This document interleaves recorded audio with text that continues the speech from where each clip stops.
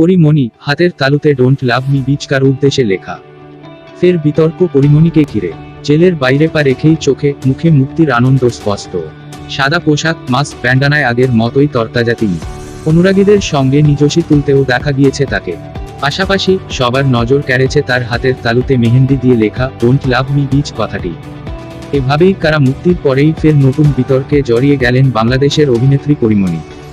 অভিনেত্রীর এই ছবি নেটমাধ্যমে ভাইরাল। সেখানেই মন্তব্য বিভাগে ঝড় উঠেছে। প্রশ্নও উঠেছে, কাকে উদ্দেশ্য করে এই কথাটি লিখেছেন পরিমণি। জেলের ভিতরে তিনি মেহেন্দি পেলেন কোথা থেকে?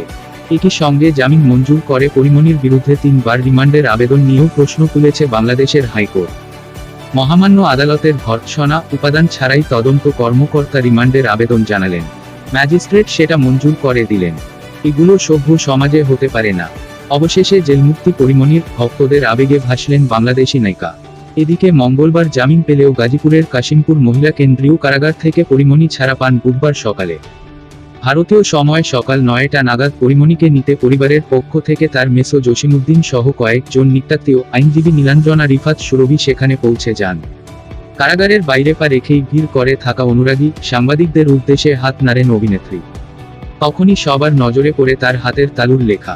ইতিমধ্যেই সেই লেখা নিয়ে নানা জনের নানা মত। অধিকাংশ অনুরাগীর ধারণা, এতদিন যারা তাকে ক্রমাগত কটাক্ষ করে এসেছেন, তার চরিত্র হনন করেছেন, তাদের উদ্দেশ্যেই তার এই জবাব। একটি কোথাও খরচ না করে এভাবেই তিনি নিন্দুকদের বার্তা দিয়েছেন। কারোর ব্যঙ্গ, ওর অনুরাগীরা ওকে ঘিরে আছেন। অথচ নায়িকা নিজেই বলছেন ডোন্ট লাভ মি বিচ। কারোর দাবি, জেলের ভিতরে মেহেন্দি লাগানোর সুব্যবস্থা আছে, এই ছবি দেখেই জানতে পারলাম।